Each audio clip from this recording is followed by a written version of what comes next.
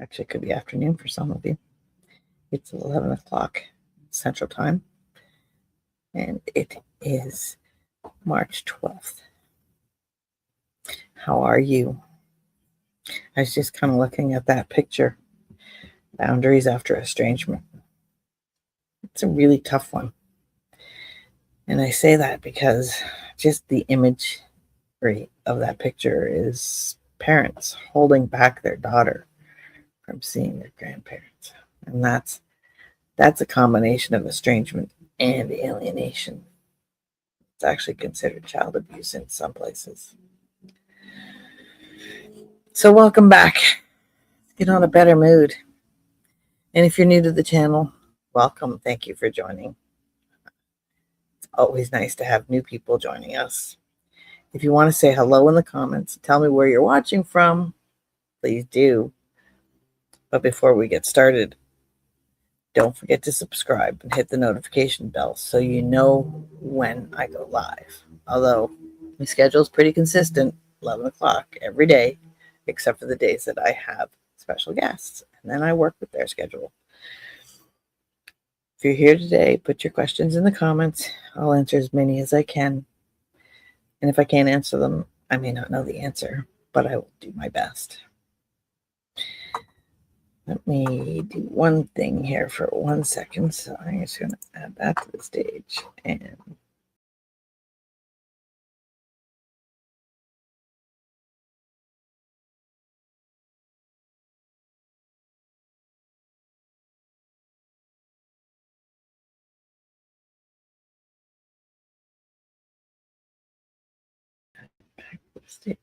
remove. There we go. That's much better. Better lighting. Sorry about that. So before we get started, make sure you subscribe. Click that bell if you want to be notified of when I'm going live. Me, I know the schedule because it's the same time every day. Like I said, I'm not going to repeat myself, which I just did. Anyways, try and have some fun in such a terrible, terrible topic. Tonight we're talking about boundaries. And honestly, this may be one of the hardest parts of estrangement. Because boundaries to me growing up were places I couldn't go. Not things I couldn't do. Well, I guess they were certain things that I couldn't do, but it wasn't personal. It was, you can't go to the park, or you shouldn't say that, or things like that. Like, it wasn't the same.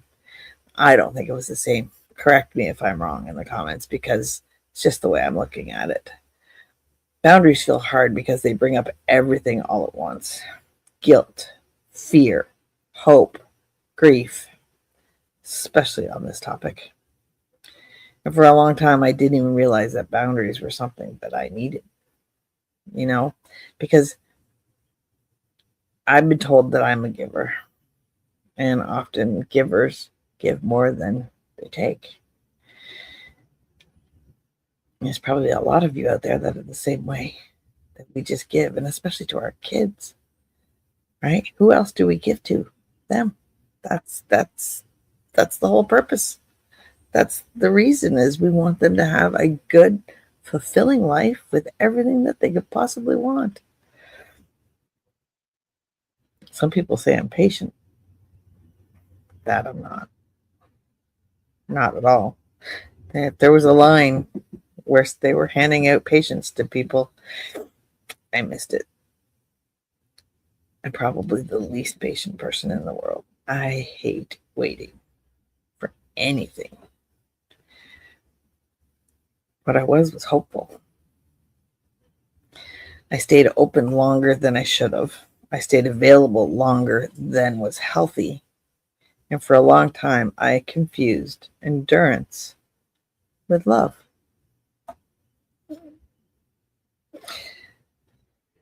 I think once the shoe finally dropped, I realized I wasn't being patient. I was overextending myself.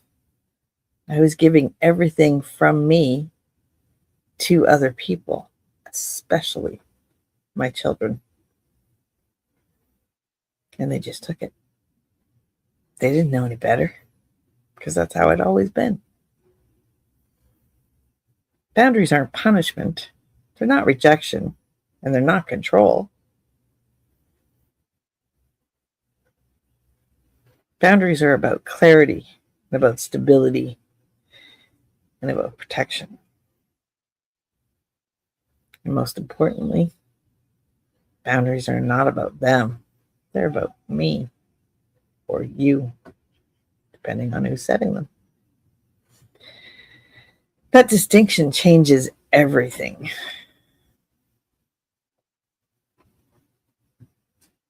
It does change everything. And it takes a while to actually figure out, did I put a boundary in place? And do I consistently stick with that boundary? Because, like some people, you may say, no, you can't do that. I won't let you treat me that way. But it only applies some of the times. You have to be consistent. The truth is I didn't have any boundaries. I didn't even consider that I needed them. Not with my kids. It never crossed my mind. Not even with my husband's. And big if I got a message from them, I responded immediately. There was no look at my phone and I'll get back to them later. It was right away. And sometimes it wasn't, depending on what the message was, obviously, but it wasn't always thoughtfully. It wasn't always calmly, but it was immediately. Because they messaged me, so they needed to hear back from me right now. Well, if you're working a full-time job and you're focused on something, whatever you're working on, and you get a message from your kid and you respond to your kid, you've now disrupted your own life. Possibly forgotten everything you were working on, maybe compromised what you were working on for them. What you were working on is for you, for your life, for your career. And maybe their message was, I'm in trouble at school, or I'm this, or I'm that, or whatever it was. But not as significant as possibly messing up something you were doing at work. Or driving. Because there was a time, I don't think it's as much anymore, that people, if the bell went off on the phone, you looked at it. Sometimes even responded. I can remember having a BlackBerry, and this is going back a long time. I don't even think there's Blackberries out anymore, and I could type with one hand on my BlackBerry. So I'm driving and typing a response on my BlackBerry to whoever's calling or messaging. I'm still alive. So is everybody else. I never got in an accident from it. Knock on wood. But I stopped what I was doing immediately to take care of them, regardless of the consequences to me, because I didn't set up boundaries for them or for me. And a lot of the time, I responded badly because what I was really doing was trying to control whatever situation was going on, trying to control the outcome, trying to control how I was seen. And eventually I realized something really hard. My effort wasn't just unnoticed. It wasn't expected. And it was underappreciated. So they message me. They know I'm going to respond right away. They're not expecting it, but they know I will anyways. So who's controlling who? Where do the boundaries fit in? I didn't fill the space the way people assumed. I didn't chase them. I actually started to steer clear of them.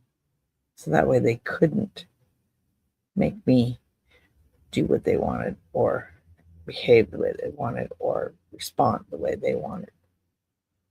If we were watching TV, for example, me personally, so I wouldn't have to get up and get them a drink or get up and do something for them, I fell asleep on the couch.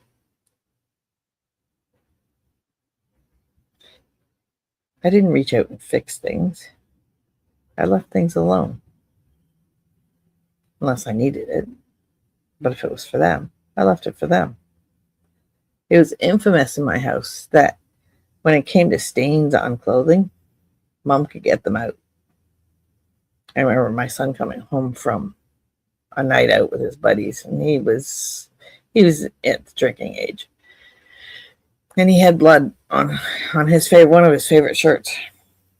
And he brought it to me and he said, "Mom, can you get this out?" I said, "Of course I can." And of course I did. He explained to me the situation, and he didn't do anything wrong, but I still fixed his problem. He didn't have to go buy a new shirt, or rather, I didn't have to go buy him a new shirt, because even though he was of age to go to a bar, he didn't buy his own clothes. I bought them. But life still moved forward. Mostly, I was the one keeping it moving. You know that saying, and you see it a lot on Facebook, that is, when the mother of the family dies, the family falls apart. There is so much truth in that. When my mother passed away, I have 2 brothers and 2 sisters. Did have 2 of them are passed now. I did Christmas. I took her role. I'm the baby of the family. I took her role. I did Christmas dinners. I did Thanksgiving dinners. I made sure people communicated to each other. I made sure everybody knew what was going on. If there was a death in the family, there was an event in the family, I was the one who became Mom. And that backfired on me when my brother told me, "You remind me of Mom." And he said it in a way that made me feel so small. Because, I was proud to be my mother. I was proud to keep my family together. That part of my family. And he wrecked it. But I was the one keeping it moving forward. Not emotionally, but practically. Because there were schedules, commitments, and responsibilities. And someone had to handle them. What I learned later was this. When I stopped. And the stopping came after a car accident, and I couldn't do anything. I had to have surgery on my foot. So they got nothing for me. I couldn't stand up. There was no weight bearing. The movement had never been mutual. It all depended on me. Was I the idiot? Was there a book somewhere or an app somewhere that I missed that told me that mothers are not supposed to look after their kids, help their kids, love their kids, teach their kids?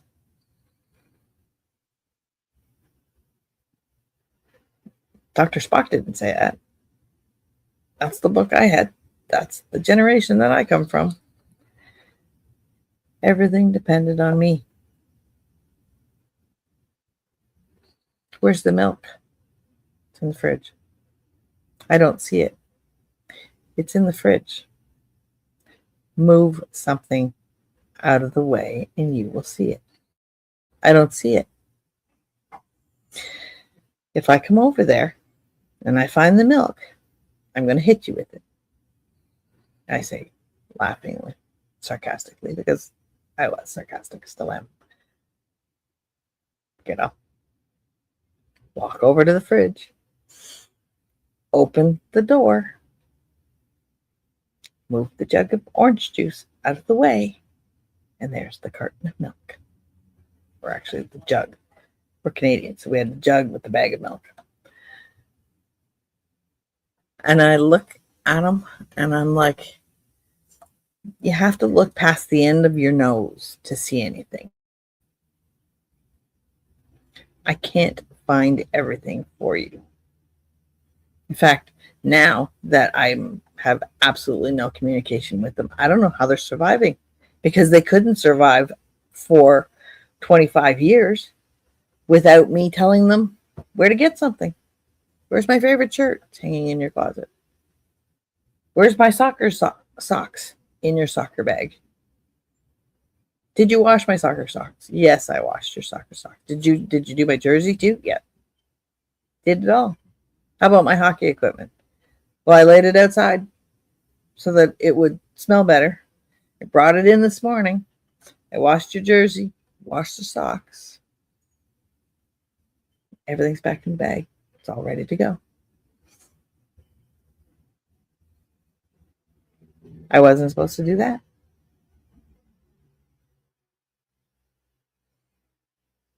My 7-year-old, my 8-year-old, my 9-year-old, my 15-year-old. I wasn't supposed to help them. I was supposed to put boundaries in place so that they did it. Nobody told me that.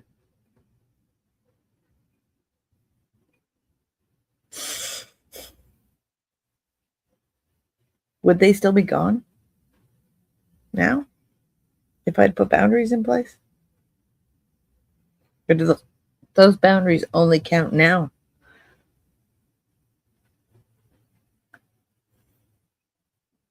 Why do boundaries feel so hard? Most estranged parents struggle with them because they think if I pull back, I'll lose them completely. So they say exposed. I don't think I thought I'd lose them completely if I put boundaries in place. I just never thought about it. And after they were gone, there's really no opportunity to put boundaries in place, although I did with my oldest, because we would talk, text only, about his life. And I said to him that relationships were two ways. He never asked about me, never wanted to know anything about me. It was all about him. And even then, it was minimal words to questions that I asked. And I said to him, it has to go both ways, and we need to speak. So I put a boundary in place. And what happened? He stopped talking to me. So they over-respond. They overthink. They stay available. I don't think so. That one I kind of disagree with, because they didn't stay available. It's just exhausting.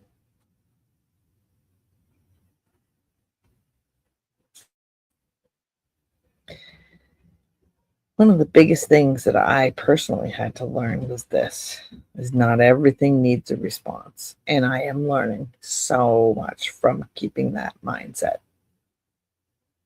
Just because someone sends something doesn't mean I need to react immediately. So I know on my phone, and I know other people do this too, that have an iPhone, that the message pops up and you can see who it's from and you can see the first two lines of the message. But they won't know you've read it until you've actually opened it. Well, my kids knew this a long time ago. So while I'm thinking they're not getting my messages, they are. They're just not responding. And it's not a matter of responding immediately. It's not responding.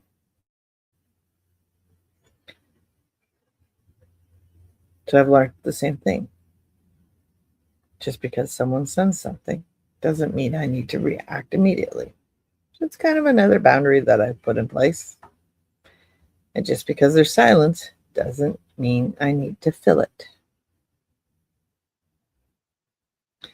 That was hard for me because I typically am the type of person who has a list. I'm an A-type personality. I'm a controlling type of personality. Not so much anymore, but when I was working, when I was in Ontario, that's the type of person I was. I had lists for everything. I had to do this, I had to do that, I had to do this. And just as an email, as an example, start at the top, work my way down, get rid of them all. Text messages, same thing, go through them all. Nothing got left undone. By the end of the day, everything for that day was done. Because that's how I was able to sleep at night. Because if I didn't, I would think, I didn't answer that email today. I should have. And I could have an upset customer.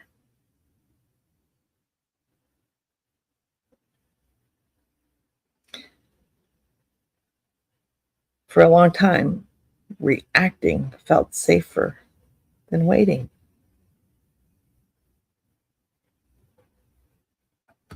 And I will say that where it comes to the job part of it, most companies want you to respond to emails right away. Otherwise, the customers go to the bosses. Why aren't you responding? So there's a bit of ingrained mentality that was put into my way of thinking. Not everybody thinks the same way that I do. Good thing. But the fear around boundaries, especially where my children are concerned, and I shouldn't call them children, they're all young adults. The one fear that I had was, will this push them further away?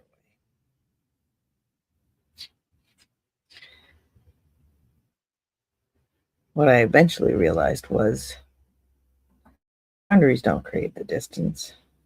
They actually created peace, even when nothing else changed. And peace in anybody's life really matters, especially in the world and the chaos that we're living in today.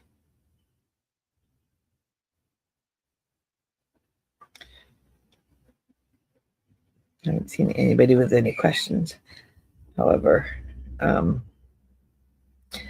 if you are here, what boundary feels hardest for you right now? If you're an estranged mom and you have one kid that's not talking to you, they said, I don't want to have any part of you. They may live in a completely different area than you. Unlike my picture where the little girl can see her grandparents across the street and her parents are preventing her from going to see her grandparents, which is, to me, in my mind, just so wrong.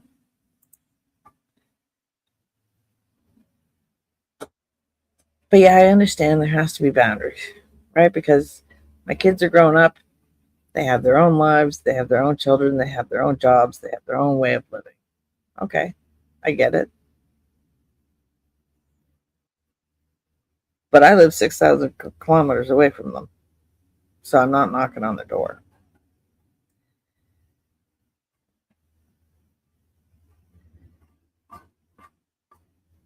So they've never expressed any boundaries to me other than they just don't respond. They've never even said, don't contact me. They've never said, don't text me, don't message me, don't call me. I don't want to talk to you. They just went silent.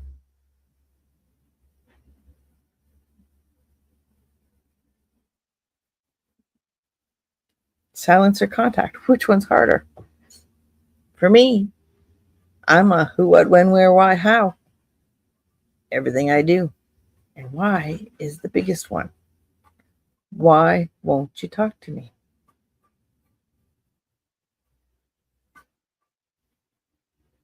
That's one boundary, I guess, that I have, is I need answers. Anybody else need answers? Want answers? Know the answers?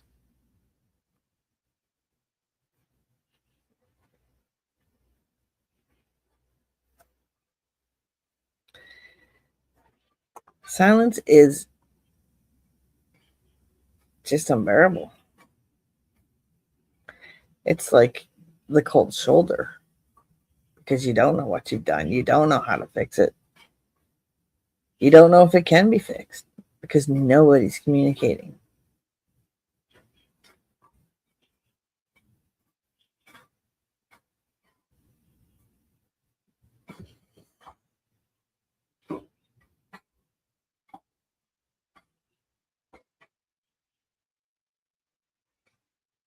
You seen that poem? It's called Let Them Go.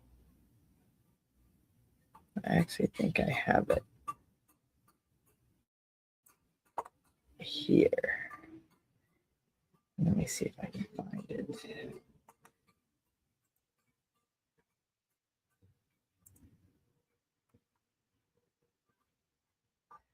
I think it's called Let Them.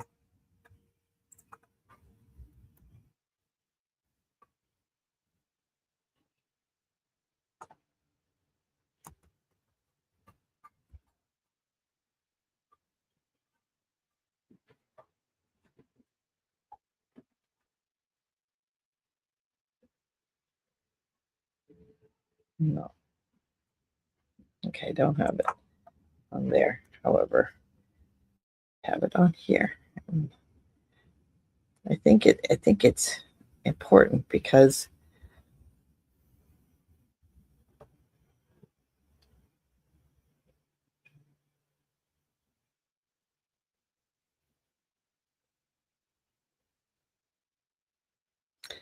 it's a poem. Of course, I can't. Didn't think about this beforehand. There it is. Okay, let me read this to you. Let them. Just let them. They want to choose something or someone over you. Let them. If they want to go weeks without talking to you, let them. If they are okay with never seeing you, let them. If they are okay with always putting themselves first, let them. If they are showing you who they are and not what you perceive them to be, let them. If they want to follow the crowd, let them. If they want to judge or misunderstand you, let them. If they act like they can live without you, let them. If they want to walk out of your life and leave, hold the door open and let them. Let them lose you. You were never theirs because you were always your own. So let them. Let them show you who they truly are, not tell you. Let them prove how worthy they are of your time. Let them make the necessary steps to be a part of your life. Let them earn your forgiveness. Let them call you to talk about ordinary things. Let them take you out on a Thursday. Let them talk about anything and everything just because it's you they are talking to. Let them have a safe space with you. Let them see the heart in you that didn't harden. Let them love you. When I read that poem the first time, it was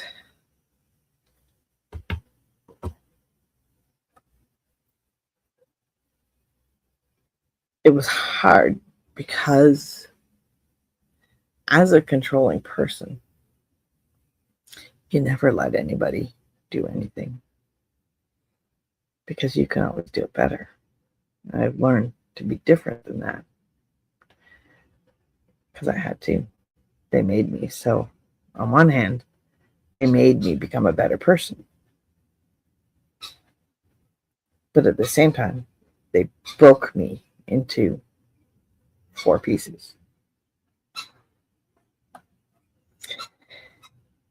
I have a piece of heart that's mine, and I have 3 pieces that belong to each of them. The part that's mine, I share with my husband. And the 3 pieces that are theirs are just there. And then add in my granddaughter. I know I'm getting off track. Boundaries, right? One boundary to keep in mind. Shut up about your life. Because everybody has a story. Everybody is living through difficult times, whether it be with their children, with their families, with their life in general. The world is harsh right now. So we need to be grateful for what we do have. For me, I'm grateful I live on a Caribbean island. I have birds. I'm sure you can hear them chirping behind me. I have parrots that fly around. There's monkeys not far from here. There's a body of water, the Caribbean Sea and the Mesoamerican Reef, surrounding the island that I live on. I'm a diver.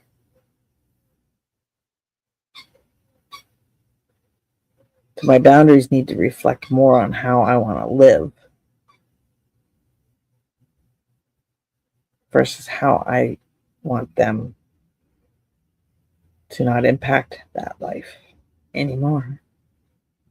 It's one thing I asked Doormat Mom yesterday when she was on was, it's been 10 years for me. So I don't know how many others of you have these long periods of time since your kids have been in your life. And it's just one kid. It's all three of my kids. I should just start over again, but I don't want to. Should say I don't want to. I would in a heartbeat. But I'm at a different stage of my life. I said to her, if they were to come back, they were to message me, how would I trust them? How would I trust that they won't leave again? And it comes down to making a decision of, will I ever let them come back? Do I just forget about them? Erase them like they've erased me? Because my feelings don't matter. And if it was second chances, because everybody gets second chances, right? I know I gave them tons of second chances.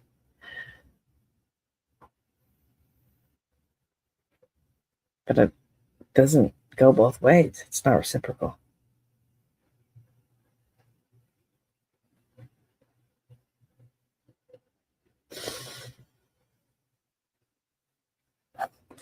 So I can't probably keep talking to this screen for hours about the crap in my life.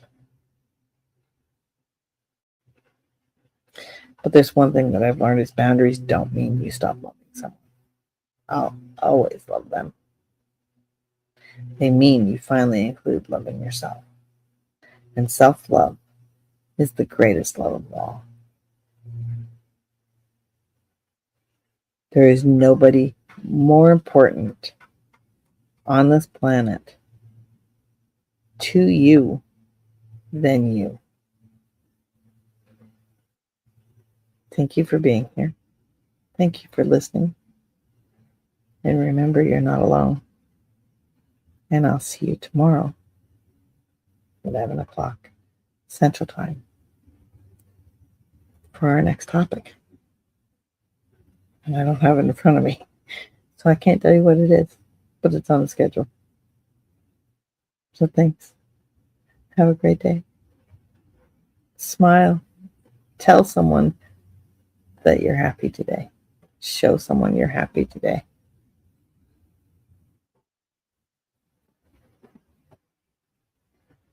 It's all about you. And that's not narcissistic. That's self-love.